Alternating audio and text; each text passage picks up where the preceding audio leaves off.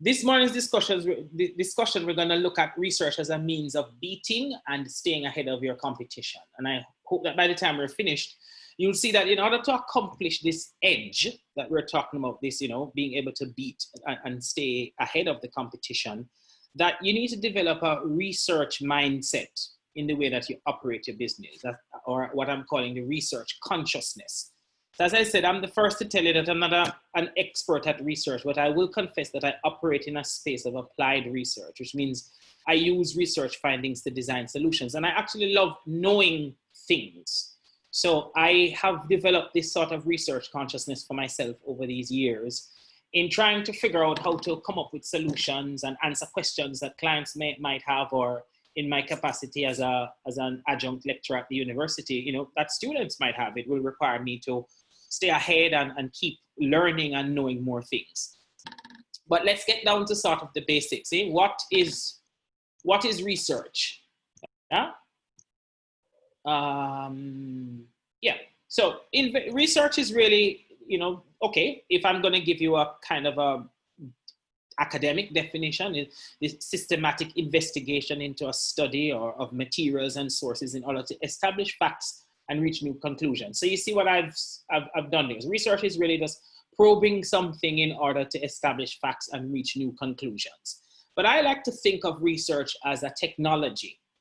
And I see technology not as, most of us understand technology in the contemporary age as phones and computers and all of this stuff that Yekeni does in terms of all of that software development and so on. And that is technology, yes, but it is, I guess, categorically information and communication technologies or digital technology and so on. But technology broadly is anything that extends man's capacity to interact with his environment, which is a definition that Professor Agri-Brown, the late Professor Agri-Brown, uses, which I've used to kind of view the world I operate in.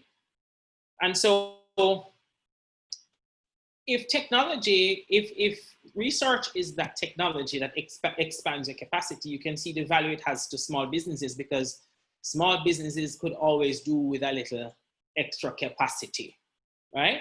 So this is what research does for you. Finding things out, in simple terms, is what it is. It's about gaining knowledge. And as I said, because we can always use a little extra, then this is good for small businesses to be able to have that research consciousness. Research is knowledge. Knowledge is insight. Insight is great for business decisions. That's what I want us to remember. So, okay, let's look quickly at the types of research. So there are various types. You can look at academic research, scientific research, etc., but we're going to just look quickly. I'll mention these that are relevant to us, but we are really going to focus on market research. So we've got market research, which is tied a lot to business strategy, the study of consumers' needs and their behavior, definitely used for your competitive edge market research. There's internet research, which is largely algorithm-based access to various internet sources. If we think about a search engine such as Google or DuckDuckGo or what's the other one, Bing, where that whole is algorithm-based, as I said, so it pulls these various sources together that help you to respond to whatever, give you answers for whatever you're searching. And there's social research, which is a range of methods to analyze a breadth of data. So you think of a census that could fit largely into that social research space. And something like social research has in fact led to market research, because in social research, you do a lot of demographic data and stuff like that. And the marketers back in the 1930s, when market research itself started, would have used that as a base to say, okay, we know some stuff about our audience as far as where they live, what kind of education they have, the sex, etc. And then they probably would have been able to use some geographic data as well. Okay, so we talk about where they live and in terms of some of that demographic information, but also in looking broadly at that kind of geoinformatics then, or that kind of demographic or geographic information, you're talking about how far they live perhaps in comparison to where your store is. And then you get into other things about their psychographics concerning whether, would they travel that distance to come to your place? What does it mean to them, etc. So social research would have given way to market research, but we're going to focus on market research this morning, as I said, for the few minutes that we have. And there's a leading light on that. Market research is a way of getting an overview of consumers' wants, needs, and beliefs. And it can also involve discovering how they act. Like I said, the research can be used to determine how a product could be marketed, how the product might possibly perform based on what the audience knows and so on. And there are two main types of market research. You've got your primary research and which is further divided into quantitative and qualitative research, and then you've got your secondary research. Now, when you look at, and as I said, and Peter himself, he believed that market research is the quintessence of marketing itself. Research is central to that experience. So every business needs marketing, because if you have a business and you have a customer base, you need to tell people about your business. You need to be able to position that business. You need to be able to figure out how to match your need, your supply to the need that the customers have, etc. So you are engaged in some kind of marketing once you have a business, even if you don't have a structured formal marketing program and a marketing budget, etc. Yeah, but most businesses tend to have even some consideration and some allocation for that. So that's fine. But when you look at quantitative data now, that's your numbers space. That's the investigation by gathering quantifiable data and performing maybe statistical or mathematical or some sort of computational technique to arrive at some kind of number. It's value-based surveys, polls, questionnaires, things like that then you can pull some numerics from to indicate, for example, as I said, maybe how successful a campaign will be if you or a price point. You may test a price point among a customer base and find that the customers find that the price is a little too high, and so that gives you a sense that 80% of the people might feel like the price is too high, or they wouldn't be willing to pay that price that you're setting. And then that tells you, okay, so obviously if 80% of the people I'm trying to sell to, when I do my pre-launch survey, are indicating that they wouldn't pay that price, then clearly I take that insight and I adjust to something else. Now, when let's look at qualitative research, which is the other bit there, and this now is this is getting information through things like open-ended and conversational communication. So this is not just the what, but the why. So if we go back to that example of testing the price point of a product before putting it on the market and then realizing that, a couple of people have said that they wouldn't pay, your qualitative data now could provide you with the insight as to why they wouldn't pay and quite possibly what they would be willing to pay as well. Yeah. So for example, I'm giving another example. You may consider a convenience store looking to improve customer base. You may look at observation, and if your observation might conclude that men visiting the store, there are more men visiting the store than women. And a good method to determine why women are not visiting the store is to conduct an in-depth interview of potential customers in that category. So you have a store that you wish to attract some female buyers and you notice they're not coming. You may obviously want to go and find out what. And that's where your qualitative research comes in. And we're going to talk a little bit more about secondary research in a little bit, but let's proceed. So like I said before, market research is where you find your competitive edge. The thing now, though, is to figure out how to get that edge. How do you get that knowledge? And in particular, how do you get that knowledge in a way that keeps your quality up while you try to keep your costs down? Because we know that not a lot of small businesses might be able to afford to spend consistently and invest in the type of data that much of the larger businesses in Jamaica would. And many people know that data can sometimes be a little, costly. So I think that the way you can get this research consciousness is by way of three things that I'm going to put up, and then I'm going to go through them bit by bit. First one, you need to know your options. Be aware of the options you have for the data that you need for your competitive edge. For example, I'm so sorry that they can't, I don't know, Sansi, I don't know if you could open it to see if somebody could just answer me. I have a question for the audience. If you're looking at talent and you have identified a person that you would like to join your organization, how would you go about finding out how to pay that person? Anybody? All right, so what I can do is just ask them to use the there is a section at the center of the screen where they can raise their hand. So just raise your hand if you know the answer, and I'll unmute your mic. That's the only thing I can do right now. Okay, sure. Yes. I wouldn't mind if somebody could hazard a guess. I'm sorry I can't promise you any prizes. Say the question, ask the question again. Okay. Right, if we're looking at talent, and let's say you have identified a particular talent that you want to bring into your organization, but you may not know what people are being paid, for argument's sake, or you need a jump off point to figure out how to attract this talent. What would you do? How would you go about finding out that? Anyone? Anybody that wants to answer can just raise their hand and we'll take it from. On the hand raising feature, not like I just did. Ah, we got someone. Okay, great. Susan. Yes. Go ahead. Susan. Yeah, go ahead, Susan. I'm going. Give me a chance. Yeah, man. Couple things. Yes. I would Google. I would see if there is an organization in Jamaica that has the Jamaican data, and I'd ask if I know them, people in the area, like HR managers, etc. Like, what do they currently pay? Okay, cool. If I know somebody in the area who's working at the same kind of job, I'd ask them. So basically, asking people in real life as well as doing some online search. Asking people in real life, absolutely. Thank you so much, Susan. Now, I love that Susan said she would find out if there's an organization in Jamaica. Oh, there was another hand. Sure. Yes. Let's get the next hand.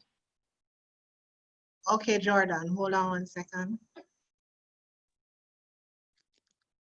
Go ahead. Right, so good morning. Good morning. Are you hearing me? Yes. We're hearing you, Jordan. Go ahead, Jordan. Thanks for participating. Go ahead. All right, cool. So it's similar to what Susan said. But what I would do is, if it's a particular talent, I would trace it back to the university level, and basically seek info from persons who are experts within that area to see what is the job market like in that particular field or talent pool, so that I can get an idea of what the income level is like. And then I want to also know, based on the qualification level in that particular field, what is the income level as you go up along the scale of low qualification to high levels of qualification. Okay, so that is something I would do in addition to. Right. So thank you, Jordan and Susan. So you guys are, yes, correct, going in terms of the direction of how you would find that out. But I want to go back to something that Susan said, because she would have mentioned Google and asking people, which are very good.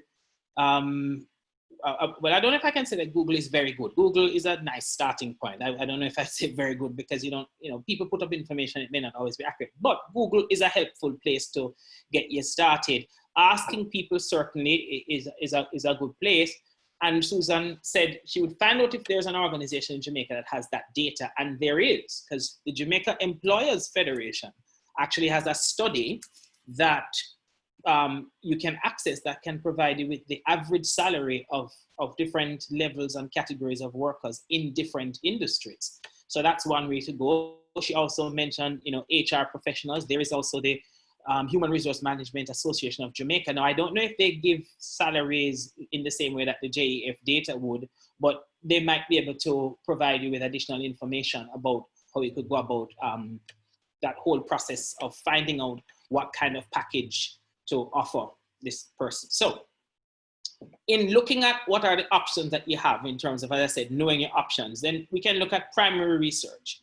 One big one, especially from a marketing perspective and especially with small businesses, is the market research services all media survey. Now I know if you know anything about it and anybody have had to interact with that, it can be an expensive document. However, what you get from that, and I'm going to tell you two things about it. One, what you get from that is very important because that all media survey gives you an idea of how many people are listening to whichever radio station at what time, etc. And then it goes further into telling you which stations more females are listening to versus more men and at what time they listen. It then goes into further well-known categories of A, B, C, and D, E categories of people, demographics, and so on. It doesn't give you necessarily a lot of psychographic data, so you may not necessarily get why somebody like a Miss Kitty program over Berger and Delia or Renee on Irie or Ron on Mellow. It may not necessarily give you that kind of data, but it can definitely tell you how many people are listening to those stations. And then you are able to make more direct and more precise decisions about where you would put your money depending on what you want, time of day, and so on. I know lots of people would use things such as outside broadcasts and things of that nature, and then you can know which station is carrying the largest bit of your audience, because it may not necessarily be carrying the largest bit of audience that you're interested in, but that survey can help you. And as I said, it may be expensive, but here's another thing that you can do as you become more conscious about research and accessing it and recognizing the options you have. You could actually collaborate with a strategic partner. It could be somebody that's in your same space or someone who you know is another entrepreneur. You may not necessarily be in the same space. You guys could collaborate and access this data and share it because you're going to use the information. So you can hire a market research firm like that, or someone like Hope Enterprises or Bill Johnson, I think that's another one, Blue Dot and Mona Geoinformatics, or you could even find an independent researcher from the university or so and ask that person to conduct some research for you.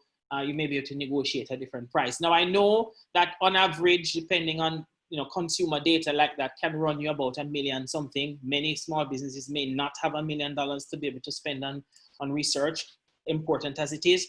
And so you might want to consider some other options. But I know a company such as Blue Dot, which uses insights, a lot of data type insights.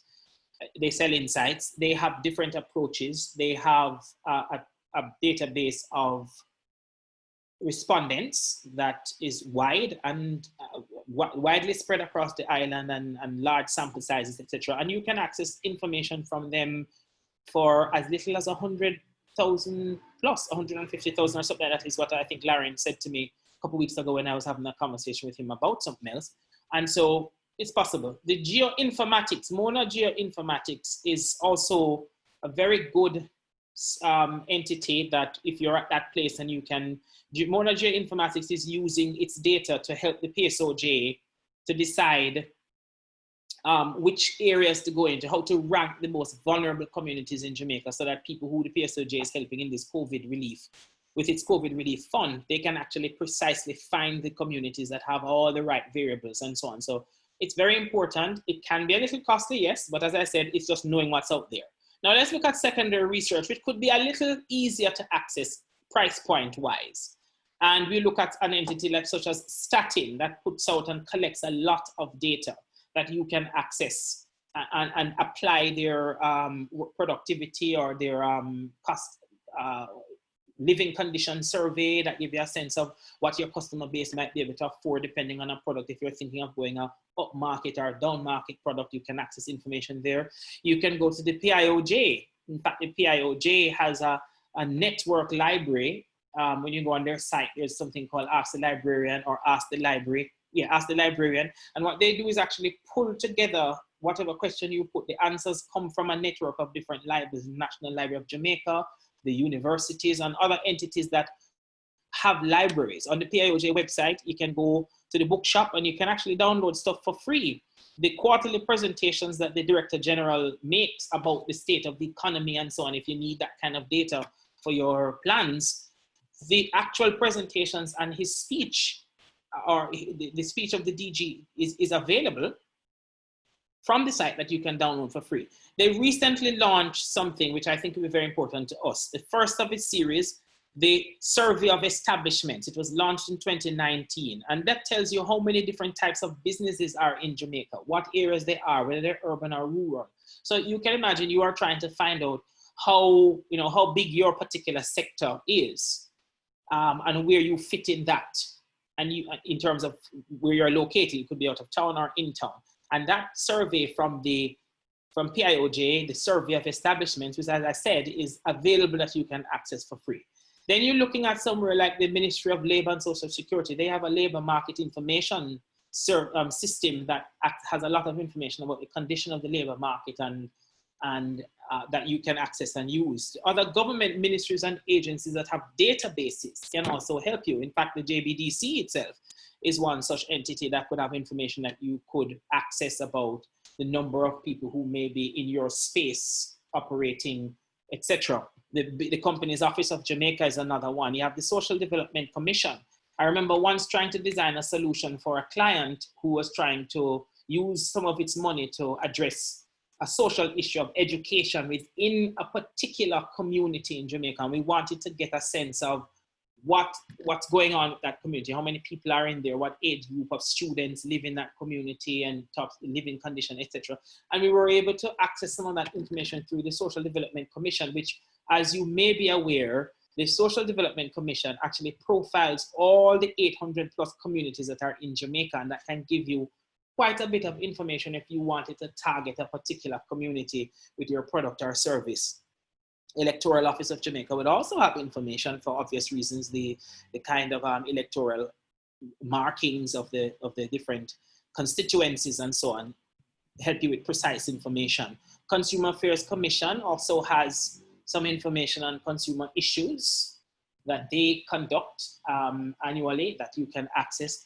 And funny enough, the Yellow Pages or the phone book, I don't know if it still is a book or how people access it, but information is available in the Yellow Pages that can be used in many different ways if you're trying to get at some information about your competitor.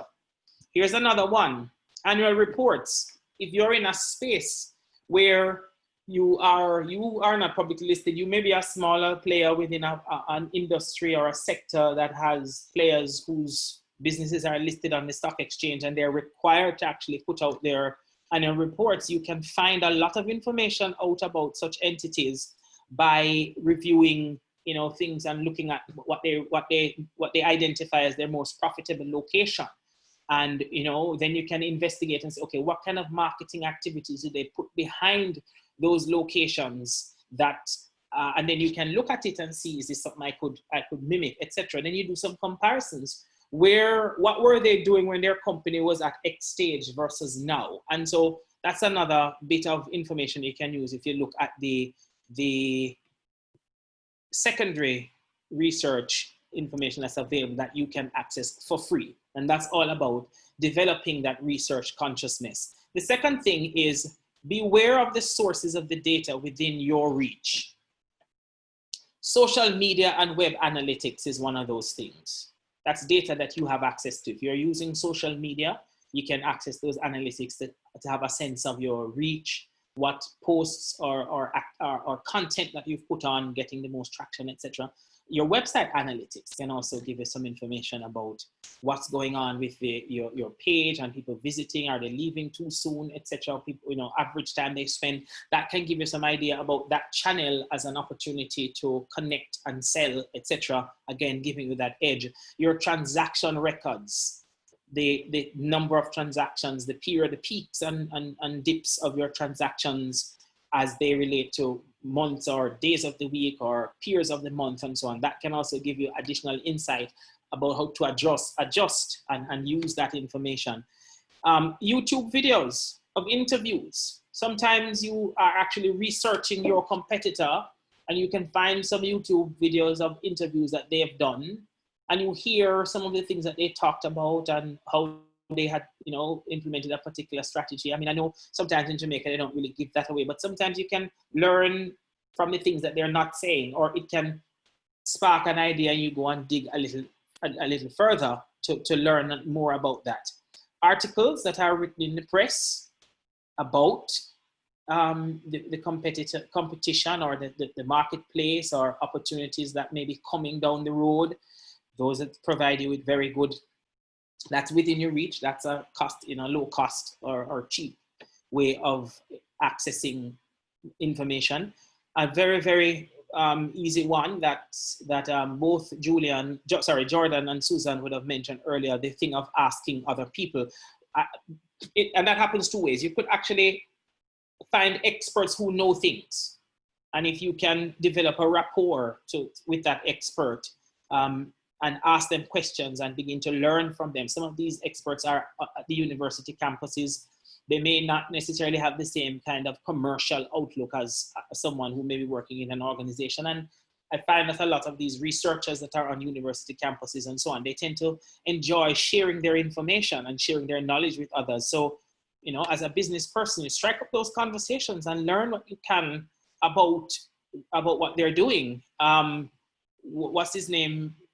Horton, who is a senator. I mean, never mind that, his university and his understanding of economic things and the ability to break it down in a way that's easy for the economist and non-expert can understand. That somebody, drop him an email, learn from them. Friends and colleagues, you have friends and colleagues who are within reach, who may know things and are themselves customers and are willing to give you some feedback on how they feel about things and provide suggestions. And so developing that research consciousness, as I said, is about wanting to know things and staying fully open to learning and knowing. And the other thing now, as you are developing that research consciousness, is to think about knowing what you need to know. So if you are making plans for your business and you're looking for expansion into regions such as the Caribbean or US or UK, etc. What kind of information, what data sets do you need to be able to get into those spaces? You have to know what you need to know. And as you remain open and conscious about information and data and how you're going to use that information to make the decisions in your business, you need to learn what you don't know because you need to know what you need to know. And now I'm going to maybe share a little bit about how I use data. How do I keep my edge?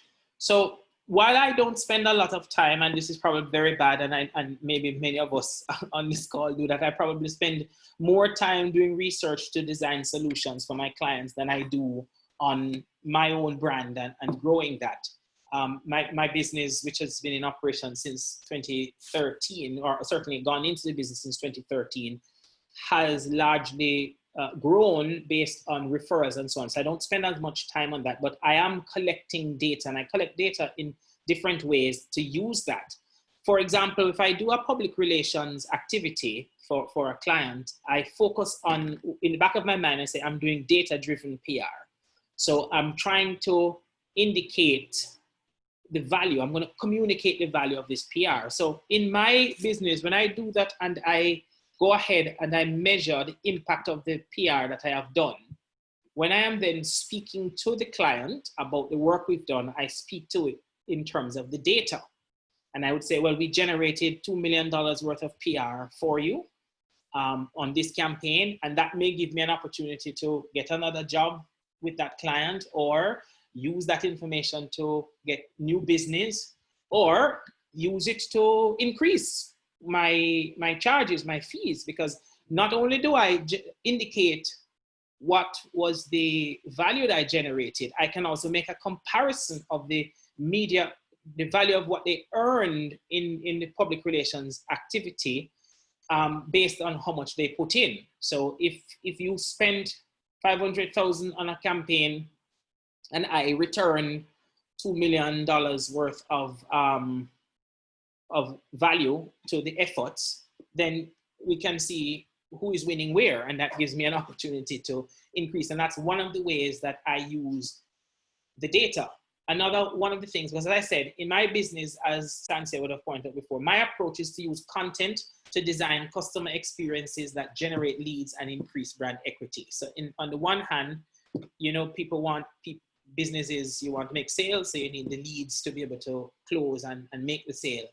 And then your brand equity, you want people to be able to experience what value you can bring to them and to always use that to drive repeat business. And so my job now is to look at the various content that you want, whether it be PR content or thought leadership content or developing a brand assets. These are the ways that I do it. I might design an experience that is specifically about driving leads. And so what I do is to think through the event from before to the end. And if I come up with a concept, I'm saying to myself, I need to figure out how to bring this concept to life. So I may decide that the concept is a community. I'm building a community as a brand experience for a client to showcase their different products and to invite people to come in, experience the product, and then collect information that can bring about leads. And then we also say, okay, how do we make sure that what we're talking about is exactly what people want to hear about, or is exactly the thing that would make them buy or sign up or whatever? And so we think through the event, and then we go off and do the research. And the research could include anything from watching YouTube videos, watching podcasts, talking to people, to even watching movies. If I am doing a concept that is based on some historical or something that is pulled out of a book, like I say, if I'm going to create a community and I want to, let's say it's a technology client, and I have technology clients within my portfolio, but it's a technology client and I want to demonstrate the developments of technology, coming up through the years to now, and I'm trying to create an experience that would excite people to think about the company in a different way, and then be confident that this is the company they want to do business with. I may need to design an experience that thinks carefully about all the latest developments that pertain to technology. And I may decide that I'm going to use movies. I might use a movie theme that would have brought about different technologies, different films that would have showcased different type of technologies that we're using now, whether it's something in the office, a piece of technology in your car, whether it be a telecommunication or a TV set and so on. And so I may actually just watch different films, whether it be Back to the Future or Matrix or whatever, and then I would look at how the conversations and any kind of movie lines and so on that might come from those different films, and then use that in the design of this experience. And then at every touch point of the experience, from the invitation through when people come in through the door, through an activity at the table, if it's a sit down and eat event, to the content that comes from the business leader who's speaking, I infuse everything so that it works as one theme. And when I deliver that event to the client, I deliver an experience that make people feel great about that brand, because they had a good time, and there's a lot of value in people having a good time at an event, because it relaxes them and opens them up to want to hear from you more. And I found that that's what helps me to keep my edge whether in terms of event experiences. If it is thought leadership content, in terms of a series of articles that I have to write, and especially if it's like technology, as I said, which in terms of breaking down that big technology so that it's easily accessible to folks. I do a lot of TED Talk watching. I read a lot about the topic. I talk to the business leaders who are engaged with the topic, and then I read some more. I would listen to podcasts about the topic to give me a lot of different perspectives on the matter. And then if I need to ground the topic into the Jamaican context, for argument's sake, then I pull on some of that same data that I just told you about in terms of the PIOJ or statin, and then I might context the piece into, if you're looking at something like digital transformation and you're thinking, okay, how do we, where is Jamaica now in terms of digital transformation? That is speaking to what is our internet infrastructure like, because connectivity is a very important thing when it comes to digital transformation. Everybody can't be online, and then you can only connect only in the city. What data is available to me that can help me to demonstrate something that we've never thought about in terms of what can happen, when we're in this space of digital transformation, but also what are the facts? What is our internet penetration like? What is the state of connectivity across the entire island? What spaces are really more prone to being developed from that digital transformation perspective? And I I learn all of that, and I'm able to put it in this piece and publish it to the target audience, so that the people also learn. And what they learn is that they also learn about themselves. They learn about their country, and they have that sort of insight that gives them the confidence to make the decisions that the business wants them to make, which is that whole lead. And then they get to praise the company in a different way because of the information that comes there. So that's how I and as a result of that, I stay research conscious by always looking out for that opportunity to learn something more about this thing that either my client wants to know, or that I want to educate the client about, so that it gives me more business from that as well.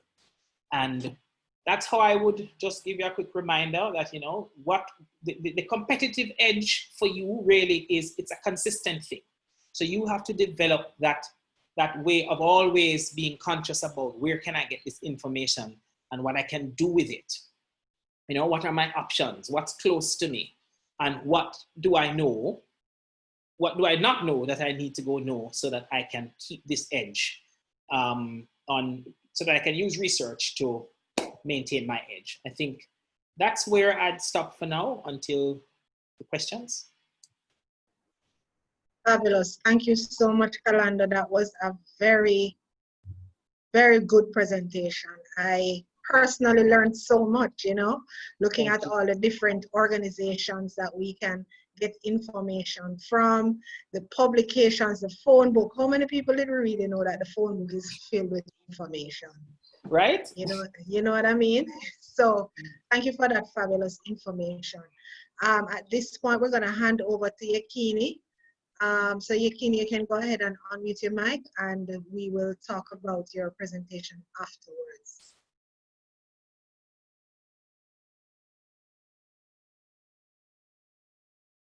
Yekeni, are you there? Yeah, sorry, just having some technical difficulties.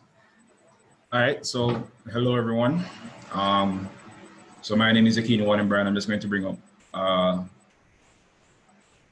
quick visual aid to helping me assist my presentation. It's not going to be a whole lot, just some pictures and videos. But in the meantime, so again, I'm CEO and founder of a company called PreeLabs Limited. And what we do essentially is develop tech solutions. Tech in the sense that it really revolves around electronics, software, automation, and remote monitoring and control. That's really as all-encompassing as I think I can make it, because every month we get another project that is not necessarily our main focus, and it's been happening even more so during the COVID crisis. But before I go too deep, the focus is really research. And personally, myself, I apply research in a lot of things that I do. I am currently at MPhil part-time in the electronics engineering at the University Faculty of Engineering, also lecture mechatronics, which is like robotics and 3D printing. And even in my undergrad days, I was heavily involved in the climate studies group at the University of the West Indies Physics Department. Because my undergrad degree is actually in electronics, a double major in electronics and energy and environmental physics. It's a mouthful. So I did a lot of climate research for the Caribbean, compiled a lot of data, analyzed a lot of data for not just Jamaica, but Turks and Caicos, Antigua, and generated models essentially for what happened within the Caribbean and what trends are likely to happen under the guidance of brilliant minds like Prof. Michael Taylor and Dr. Tanisha Stevenson, also good friends of mine. So really and truly, research is a core integral part of the scientific process. Whether you're a scientist or you're an engineer, if you are trying to do anything, if you're trying to find out anything, then you need to understand the importance of doing proper research. And while Google is a powerful research tool, Google can also yield a lot of misinformation about conducting proper research. So one of the first things that they teach you when you start to do an MPhil program is how to conduct research properly. They start teaching you from undergrad, at least at UWI, in the physics and engineering departments. Google Scholar really and truly is the arm of Google that allows you to see what's called peer-reviewed scientific studies. You know, a lot of people, we live in the age of information, and we also live in the age of misinformation. So it's very easy for incorrect information, incorrect data to get circulated very quickly and be accepted by people because it's comfortable to accept. You know, it suits a narrative, and it makes people feel better about, you know, justifying a point. As a lot of the times people do research not to get to the truth, but to find something that justifies something that they feel or something that they've experienced. And that's not what science is about. You know, science is as objective as it can get. It's about skepticism. It's about questioning your own hypotheses and coming up with ways of finding out the facts, whether it be through primary research, as Kalando has said, or second by conducting experiments yourself, or secondary research in terms of finding out what other people have done, finding information that other people have done from other studies. So we apply a lot of it to what we do at PreeLabs. I have a very talented team. And even in robotics, you know, I'm just giving a precursor to myself. I'm coach of the robotics team at US still after a number of years. I was captain when I was in my undergrad years there. And even that, every year there's a new challenge. We compete with universities across the United States. And it's every year they push us to essentially figure out what is now industry standard in the robotic sphere and figure out how we can apply it to solve their challenge. And there's a lot of research that goes into that. When I started, I didn't really have a lot of guidance in anything. So I had to learn a lot of research on my own. I think that's part of the reason, that's part of our strength as a company now. Most of the guys on my team are some of my former students. And it really just, to figure out how we could build a robot, you have to do a lot of research. You have to figure out which company is making what are the technical specifications, how sensitive is the sensor. And every year, electronics is one of those industries that evolve so quickly that, you know, an electronics engineer that left school even 5 years ago, if they haven't been keeping abreast, worse 10 years ago, if they haven't been keeping abreast as to what's been happening in industry, they're almost outdated. You know, not necessarily, but definitely in the tech development sphere, if you want to stay current, it changes so quickly. Transistor technologies evolve so quickly. It's about to taper off, which is a scary point. But then quantum computing is going to step in. But I digress. So I'm going to go into that. That's basically my background. I'm a thorough advocate of the scientific method. I use it to govern as many of our business practices and technical practices as best as we can. And let me just give you some background. So I'm going to share my screen.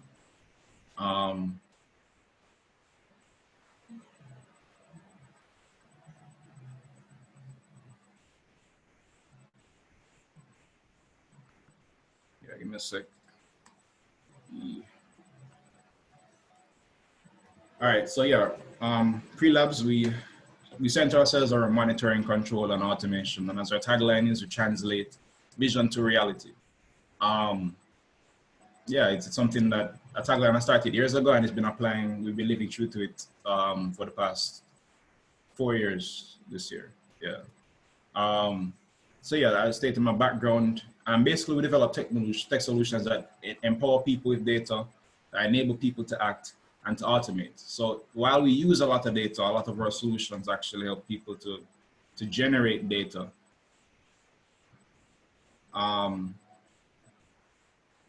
Sorry, one sec. So I know when we even come up with a solution or a product or a customer approaches us saying, look, we have this issue. Can you do something about it? But sometimes they don't even know. Sometimes people just have an idea about what they want. And I'm very grateful for my experience at university with robotics, because I got exposed to a plethora of sensors and motors and actuators and systems that are just, that are really, you know, modern, but for want of a better word. So I can help translate, you know, people's ideas about what their challenges are into something practical, into an affordable solution. So even with our flagship product, which is essentially PowerPre, which I'm going to talk about in a few, it's something that started out as a smart plug, a smart switch. It's so much more now, but when it was a product that I built as a prototype in my last year at university 4 years ago, and you know, people were saying I could sell this, and at the time my main skill set, like I knew I was good at electronics, I knew I was good at building things, and you know, I was always in some leadership capacity at the university or in my community or whatever. So people are saying I should start a business. At the time, I had very little understanding, truly. I mean, I did business in high school, but being an entrepreneur is a totally different kettle of fish. Even at the time, I think, yeah, man, I can do this. I didn't know what I was getting myself into, you know, quite honestly speaking. But yeah, even with that solution, you know, we built it first, and I had a good talk with a few of my mentors. I have a very strong team of mentors as well, who told me that, look, yeah, it's a nice idea now. It's cool to be able to turn off something from your smartphone, but you know, do people even want this? So I'm very grateful to have gotten the advice that I did early on about doing market research. And again, because we're a startup, we're still a startup. We didn't really have the, like Kalando was saying, proper market research.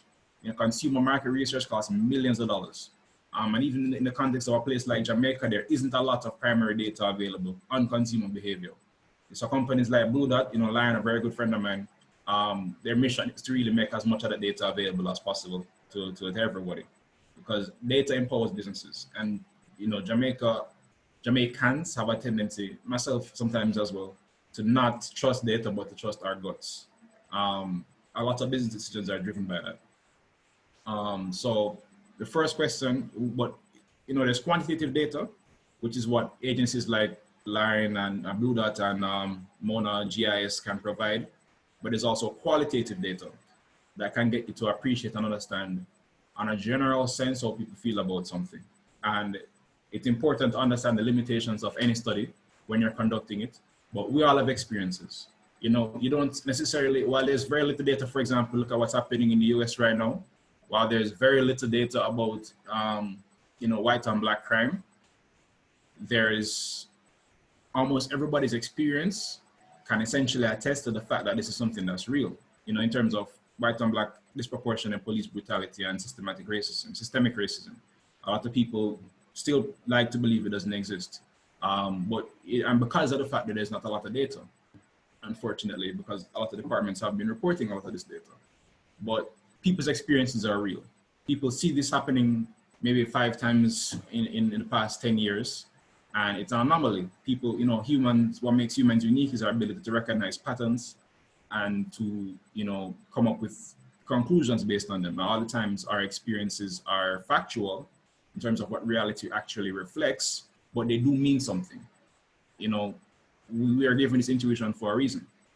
And I say that to say that even when we just started, if we didn't have the huge budget to conduct a large scale market research, one of the most profound piece of advice that I had gotten from very early on is to just go out there and talk to people, ask people, you know, not ask people, yo, would you buy this? No, ask people what their problems are. So that's exactly what we did. You know, I did a lot of that. I spent a lot of my days walking New Kingston, going to different businesses, handing out surveys to homeowners. But at the time, I thought my 2 main customer segments were business places and homeowners. So again, when you really get down to it, you have to kind of get much more nitty-gritty than that, because you have different types of homeowners, different types of businesses, all with their own implications of how they operate and what their spending powers are.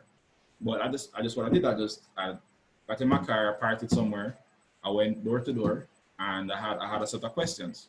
And these questions essentially reflect the points on the board, essentially how big is the problem in terms of market size, pain, and spending power, and what's currently being done to solve this problem before I even mention my solution. So I have something in mind in terms of what I think people want and what I think people's problems are. But in order to not bias the person in terms of what the solution is, I just want to find out honest to God truth. I don't like lying to myself, you know, I'm my biggest critic. So I said, all right, let me ask people, what are the biggest problems that your business is facing? If energy is one of the first things I say, like, boy, my light bill rough, you know, then I say, okay, I score them on a scale of 1 to 5, that, all right, so energy is you know, giving them on a more of a 5 standpoint. And I ask them, what is their problem with energy? They might say, you know, sometimes JPS send me a really high bill, and I don't know why. And I say, okay, so we're on the right, you know, at the time, actually, I wasn't really on the data point. I was more on the control, but it gave me perspective. I said, okay, well, they have a problem knowing how much they're using because they think JPS are of them. And then I asked them, all right, so what are you currently doing to control it? And they say, well, you know, sometimes my groundsman turn off the light them sometimes and turn off the AC when people leave. And I say, okay, that's a fairly low budget solution. And I asked them if they're satisfied with that solution. And they said, no, because sometimes they forget, sometimes they come the next day and see the AC and everything left on, and They know something they feel it at the end of the month. So I said, okay, you know, all right, so that's we're on the right track, because essentially and I'm going to speak about it in a few, our value proposition is enabling people to act on their act on their environment in a way that they wouldn't otherwise be able to. And that's the whole aspect of remote monitoring and control. So I'm gonna ask, what would you like to be able to do? And if they say something like, well, you know, it would be nice if I could be able to turn something off from anywhere in the world. And if I was at home in my bed and I want to check on my business and I'd be able to do that, and I said, okay, then we're on a great track. You know, this person in particular would want to buy our product. And before I even mention my product, I ask these questions and I log the information that I get from them from a qualitative standpoint. And then I might, depending on how the conversation is flowing, you know, ask if they'll be interested in a solution that does this. If they tell me yes, I said, okay, how much would you want to pay for something like that? And it gets much more in depth, but I think you guys get a general gist about essentially finding out what the problem actually is before even talking about the solution. It's something a lot of people make the mistake of doing, especially in the tech sphere. A lot of people get really absorbed in the technology and being able to do something that's really cool and that's really obsessive, and it just becomes a fixation on the solution without necessarily even figuring out if there's a problem or how big the problem actually is. It's a common mistake that's made a lot, not just with tech startups, but startups in general, businesses in general. And then that's from the market research perspective in terms of figuring out what people want and what is essentially what they would call a product market fit. But then the solutions are our next question. You know, just figuring out what technologies are available. So it's okay, we're building something. This is the first thing that we do whenever somebody comes to us about something. We look and see if they don't need to come through us. They just do a quick Amazon search or go on Google or go down the road. If they can find something that is more affordable or even comparatively close to what we're going to build, then I just say go and buy it, you know, because it's going to cost us to make it. And there's a whole bunch of logistics around making a new product for distribution that we don't necessarily need to get into unless it's something that adds unique value, unless it's something that isn't readily available or something about it is so unique that they can't get it anywhere else and people are actually going to buy it, quite frankly. So we look at what's available. We look, and for most things, we can just look at it, at least from some members of my team, the ones that have electronics background, we can look at something and know exactly how it's made. Just say, okay, this probably uses just a 700 milliamp buck converter, and it is an IR sensor to be able to do this, and probably goes into sleep mode for a period of time, and you know, turns off the watchdog time, a bunch of different technical things that we can just look, analyze, and say, okay, I know how this is built. And then we say, we know what resources we have access to in terms of manufacturers, you know, suppliers to be able to make something, and how long it's going to take to make something similar to what, you know, people want. And if it adds unique value, then we go ahead and make it. You know, if it's something that we can make for more affordable, because a lot of things, especially things that are more modern, they have a huge price margin. You know, the markups are incredible, and all of the times, because there's a whole lot of competitors in the sphere, so they're able to get away with much higher price margins, because the market hasn't really, you know, fleshed out as yet. So we look at what's available and we look at how long it's going to take to get to our final product and how long it's going to take to get to a minimum viable product and all the costs incurred. So all of that is an extensive research project that is probably the hardest part, to tell you the truth. The building of it is my favorite part. It's the easiest part, it's the gravy.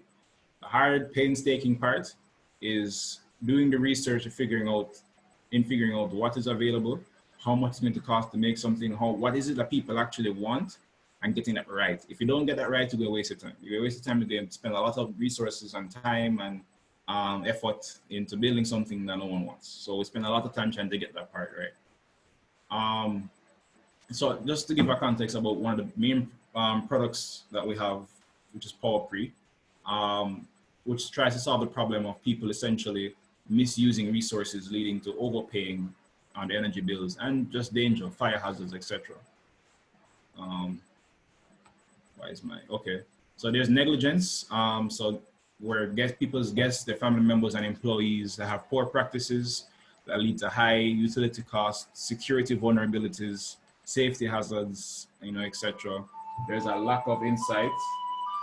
There's a lack of insight that people have by not having easy access to property and their information, on their utility usage, or human activity or any environmental factors. And there's a lack of control by essentially not having the means to adequately manipulate their environment or different aspects of their environment. For example, appliances, different objects, faucets, valves, etc. So these are the problems that essentially the Pre solution tries to solve. So we developed Power Pre, which is essentially, it started out being a smart property management, a smart energy management system that just allows people to,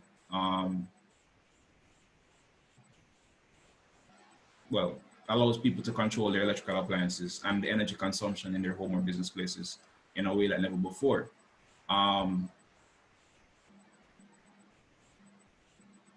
Sorry, that's a duplicate. Give me a sec. Yeah, these are just some quick pictures and videos of some of our solutions in play. That's a Loop article that I did. This is at someone's house, turning off the lights, seeing energy consumption of the lights in real time, turning off the gate lights outside.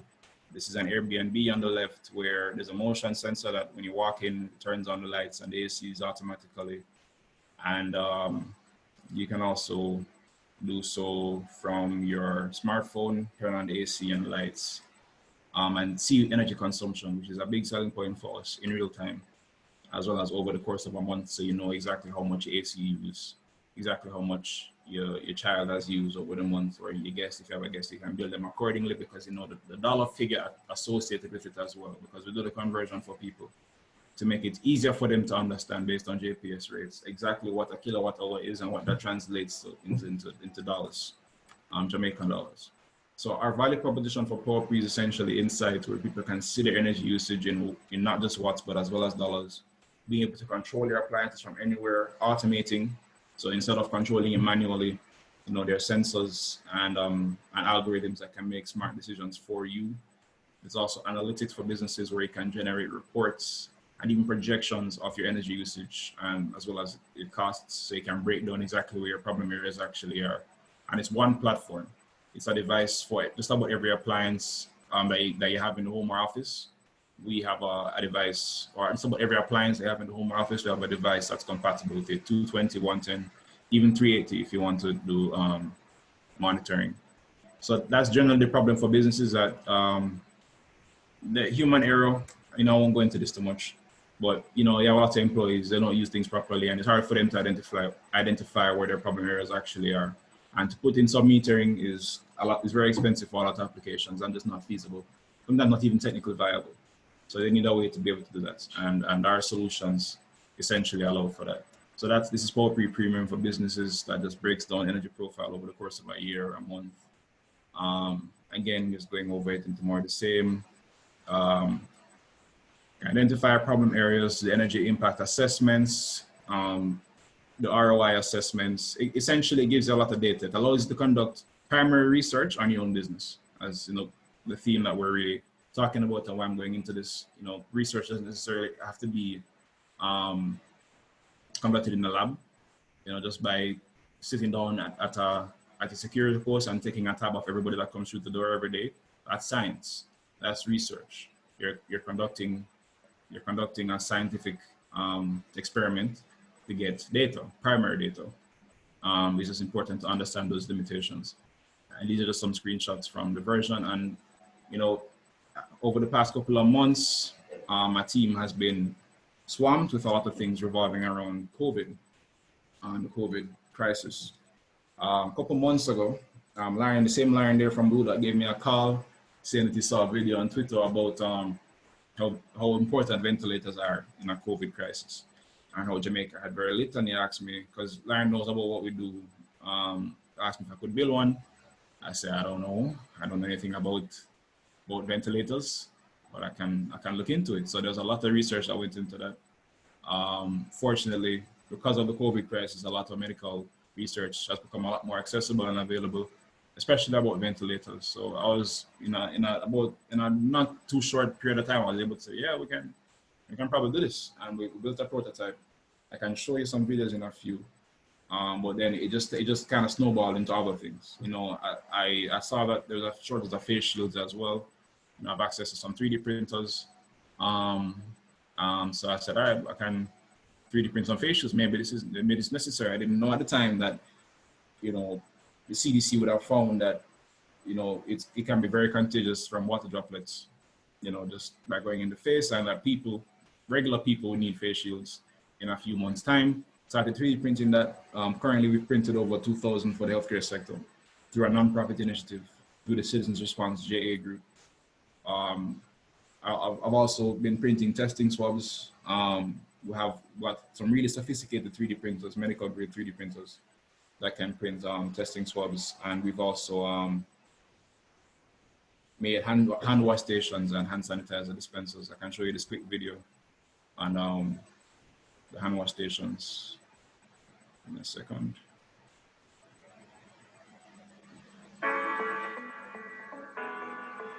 Can you hear the audio, by the way? Can somebody confirm that they can hear the audio in the video? Okay. Yes, we can hear it. Okay.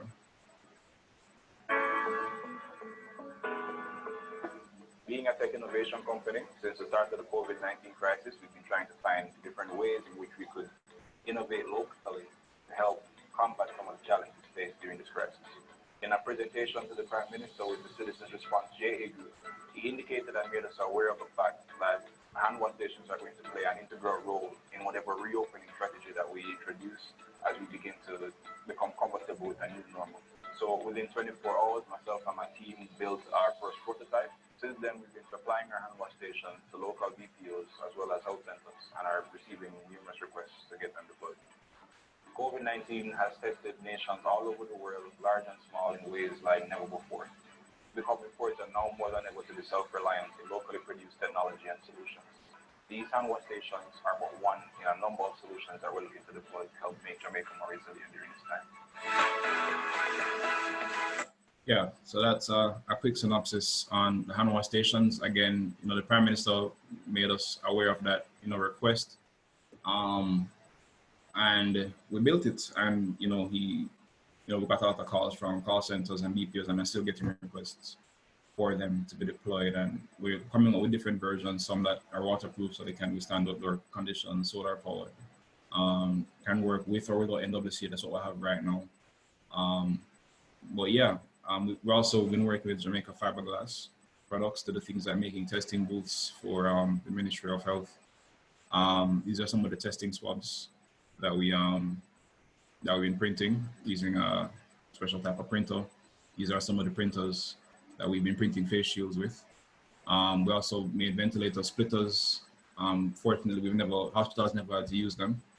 Where essentially you can take one ventilator and split it into two. We designed and 3D printed them. And they work, but it's a last resort that we've never had to resort to. So hopefully we'll never have to use them. It's kind of eerie when you make something that you hope never gets used. Unfortunately, it's never been used. So again, this is just some pictures of the 3D printer, printing the testing swabs, testing booth. We're not able to see the pictures, Yekeni. Oh, I don't know if it's a problem on end, but no, I know the issues. One second. And if you can show us a pic of the ventilator as well. Yeah, I can show you a video, but I just need to change how I'm sharing my screen. 1 second. Okay.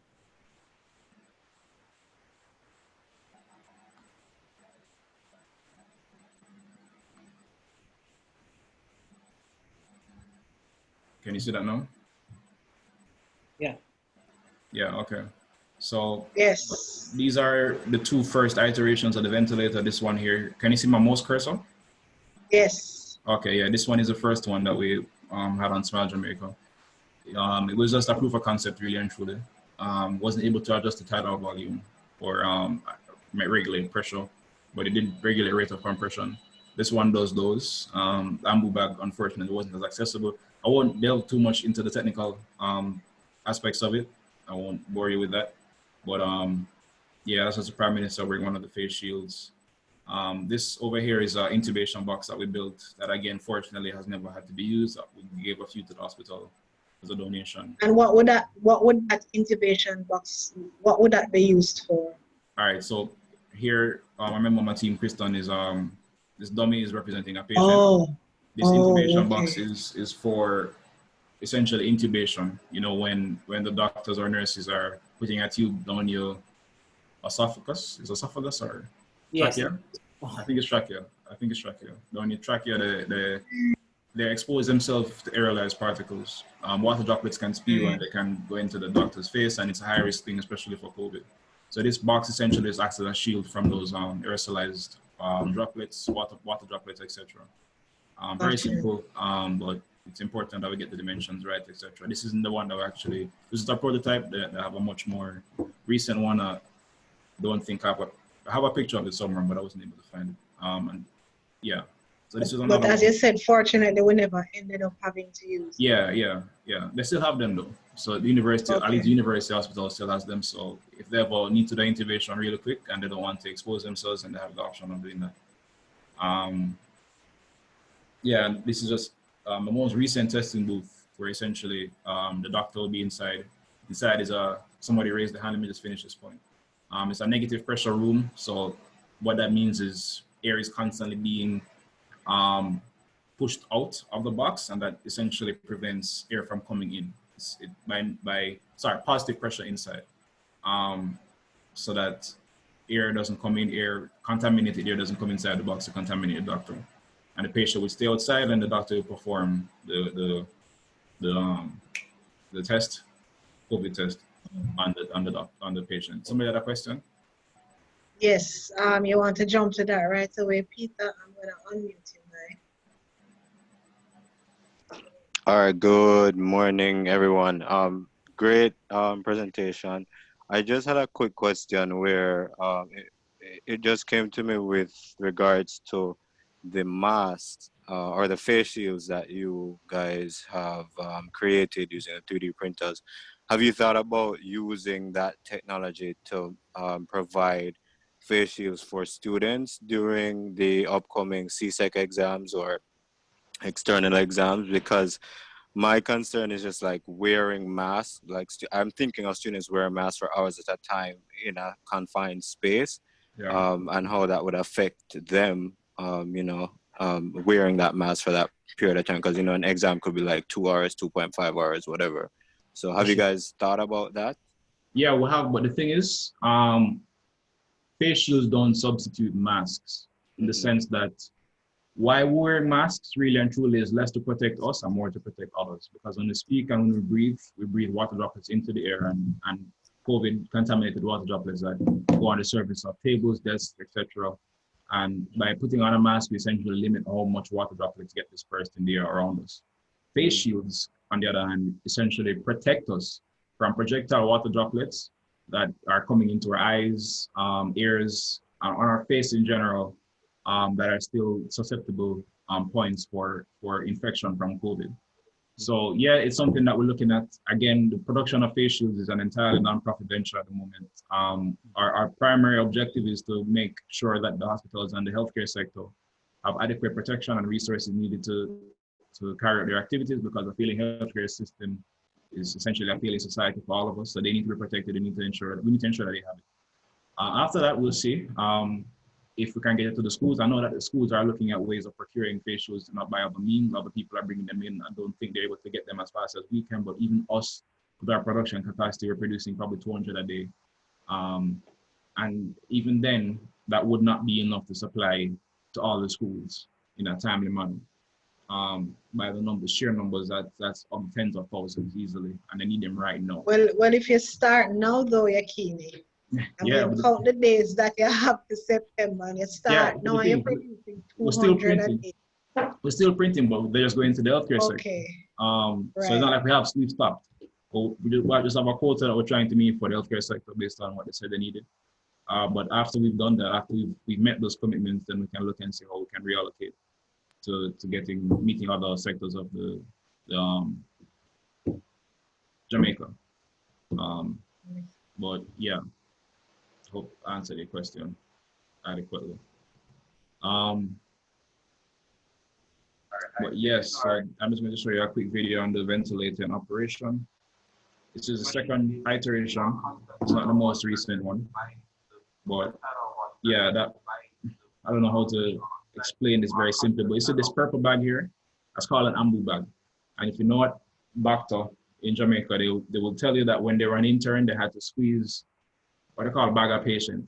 They had to squeeze this ambu bag for hours, sometimes days on shifts to keep a patient alive, just manually compressing this bag with their hand. And they're prone to error because they can't deliver a constant tidal volume. They get tired, they make mistakes, they lose rhythm. So it's a very inefficient process. So what we've done, what we built around that is essentially a way to automate that actuation of that bag by compressing the bag and at different rates, at different levels of compression, while also measuring the pressure from the patient's lung to know that the patient isn't trying to breathe out while the machine is trying to pump air in, because then you're experiencing it's called barotrauma or volley trauma, where you can actually damage the lung. But yeah, this is our second iteration. We're at our last iteration now, that's just pending approval and calibration from the relevant regional health authorities and the ministry. But yeah, this is essentially how it works. You kind of just the tidal volume, the breaths per minute, the pressure that you want to operate with, pressure range you want to operate with. You can see the rise and fall of the lung, the chest of the patient. IE ratio is the next thing. Inspiratory, expiratory ratio. Again, these are emergency ventilators that have used even outside of COVID, because, one second, let me just bring up something else. Yeah, they have use, I'm terrible at multitasking, so I'm going to try and look for these pictures while I'm explaining this to you, and it's probably not going to go well, but I'm going to try anyways. What was I saying? Yeah, despite the COVID crisis, for example, where these would be used, they don't substitute modern ventilators, in that they can do what modern ventilators do, and all the things that they can measure and assess, but they're still useful in emergency purposes where a more modern ventilator isn't readily accessible, and they're also used for transport purposes. For example, a patient going from either their house to the hospital, or from one hospital that doesn't have adequate ventilation to another hospital. And it can also help provide baseline ventilation for patients who have less serious requirements than what is needed for more serious cases of COVID. So those are really the avenues that the hospital have told us they're going to apply the emergency ventilators that we're building, and how they're going to be used. I'm just going to quickly show you a video of one of the hand sanitizer dispensers that we have also been making. And again, everything that we've had to do for COVID is some of them are within a 2 weeks period. The ventilators, one of the longer ones, because it's medical, so we have to get it right.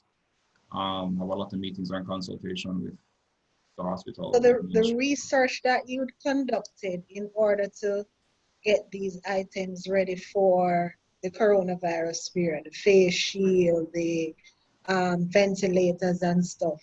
I know you just said it was 2 weeks, but where did you get that information from to be able to create these items so quickly? All right, each of them had different requirements. So the ventilator was an ongoing thing. The ventilator, I had to sit down and do some courses in ventilation. Signed up for some university courses. A couple of universities were offering them free of charge. Because of COVID, because of the demand, because of how badly countries needed it, so I had to sit down, and the classes, like I was in med school, the thing I was trying to avoid most of my life that my parents were insisting that I do. So I had to watch a lot about how to provide adequate ventilation from a medical perspective, so that I know what to look out for from a technical perspective. And in addition, there were a lot of research, a lot of guidelines put out by, I forget the name of the organization now. It's a medical product, international. Pardon? No, not CDC. Well, CDC had guidelines as well, but there was there's an international, essentially a medical product association or organization that outlines what medical products need to have, and they put out a guideline for emergency ventilation, because a lot of countries were trying to make ventilators locally because of the shortage, and they put out minimum requirements from a technical and medical perspective that any such ventilation would need to have. And that guided us a lot as well from a North Star perspective in terms of what our minimum requirements had to be. And otherwise from that, the other aspects of research in terms of primary, we did a lot of trips to the ICU. Every time I went there, I kind of feared for my life in terms of COVID thing. But yeah, just talking to the anesthesiologists and the nurses and the technicians, everyone that essentially would have a role to play in using the ventilator, get their feedback on just using it in terms of, it's one thing for it to work, but if the people that's going to be using it can't use it comfortably, then it might as well not work. So the technical aspects is probably one of the easier parts. The harder parts for us personally is the user experience, because we can't know what other people are going to do if we don't have that, if we've never lived that experience. So we have to go there with different versions, different iterations, different models, and get the feedback on, is this how you'd like to access the ambu bag? Are these knobs and buttons comfortable for you? Like, how intuitive is it for them to use? So that's primary research from a technology development perspective. And yeah, just had to do a lot of scholarly articles and reading about ventilation and what was happening with COVID as well. Because again, we learn more about COVID every month and what's needed to treat COVID patients. I say we, but I'm really talking about the medical experts and us as a society. And they actually moved away from intubating patients about a month and a half ago, because they're saying that the majority of intubated patients were dying. So now they're starting to do external ventilation only when absolutely necessary. So there's a lot of information that you really have to be staying abreast about for the different aspects, even the hand sanitizer dispensers. At the time, the first person that came to me, I won't say, a company approach says, can you make these? I said, yeah, we could, but I don't think we can make it as affordable as China can, especially within a short period of time. And I said, but no, but you understand, we can't get none. We just can't find any. We'll order them and not be reached. So I said, okay, but it's not going to cost as little as it normally would. And even the suppliers that they were buying them from were price gouging. So the manufacturer had a price gouge because of the overwhelming demand, and this vendor that was buying it from the manufacturer also price gouged because of the overwhelming demand. So by the time it reached the consumer, the price is almost 300% what it would normally be for buying it regularly. So they said, we just needed to make it because we need it. And I said, okay, this is the cost. And they said, okay, fine. And even then, it's still lower than what people are buying it for locally right now from vendors. I can say it's 15,800 for the hand sanitizer dispensers. 15,800 what? US? Jamaican. Oh, I'm just checking because we do US these days. Yeah. For one. Yeah.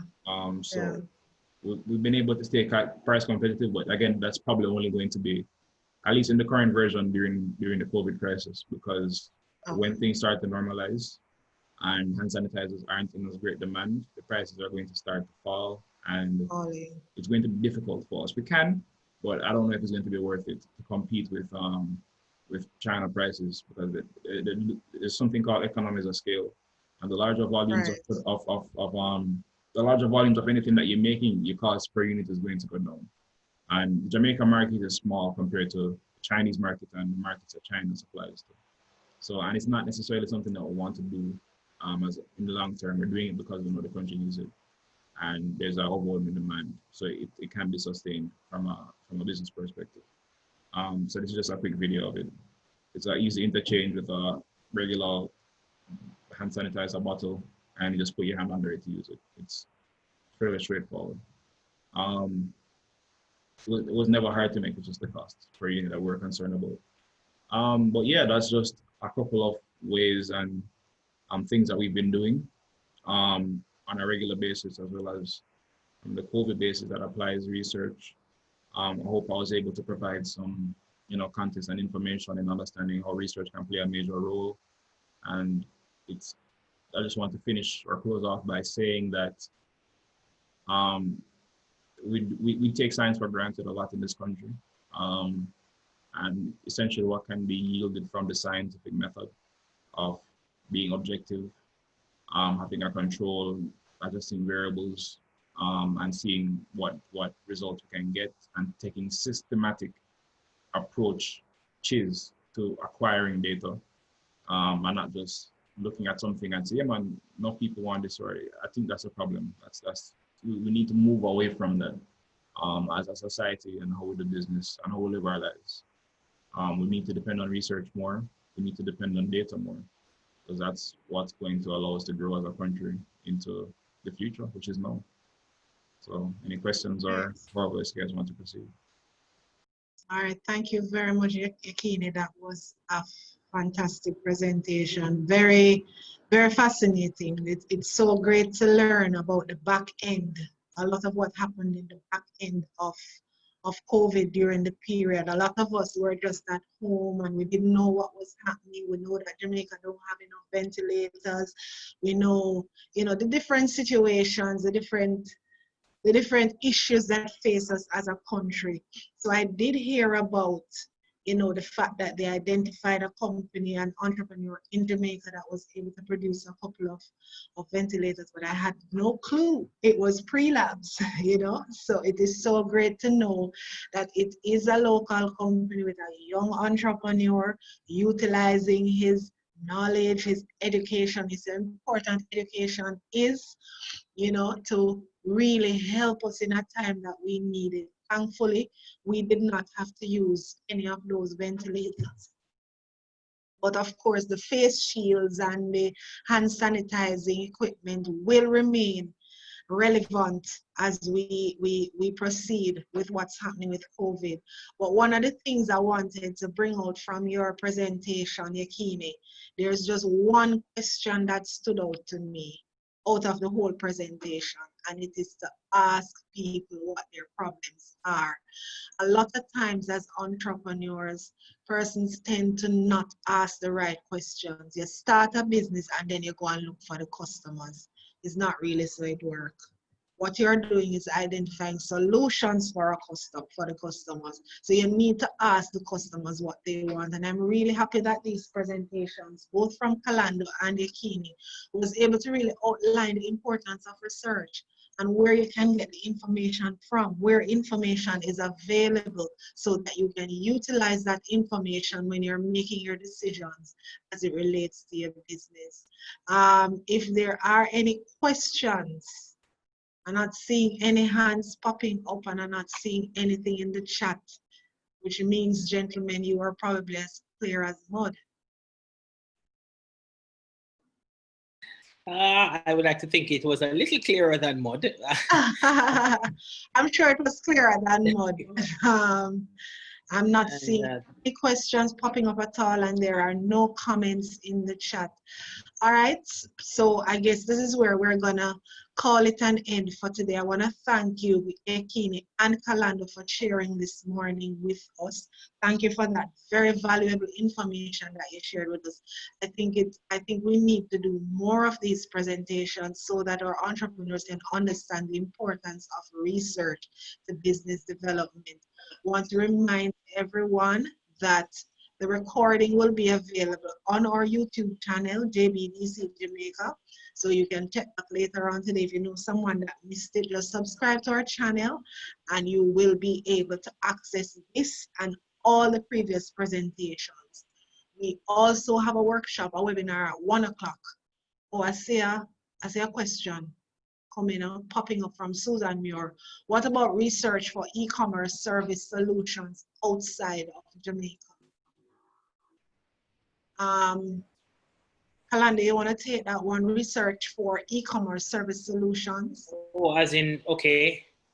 I guess it would be as it relates to online selling from your website or from any of those.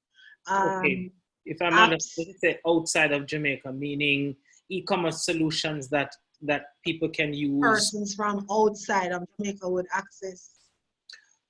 Okay, well, we do have in Jamaica, there are companies that make payment solutions. One company that I know of is MC Systems.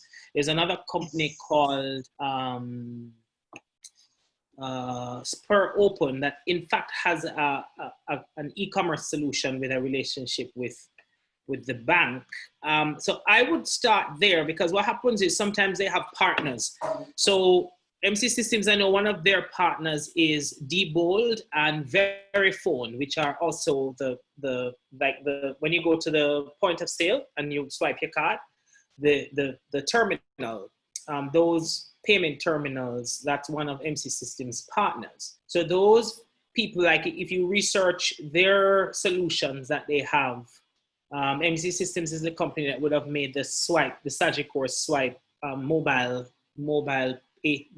point of sale machine that they use. And so if I'm trying to find out about those kinds of solutions that are outside, I would either go to the people who are making it here, because most of the times, because of how payment ecosystems tend to interlock because of regulatory issues and the whole anti-money laundering, and you kind of need to be able to track where the money is coming from, etc. There are those regulatory issues that make it so that I have to know, and therefore I can know. So fiscal services is probably one of those entities that could help you, or whichever entity governs what is that payment thing that we have. Multilink.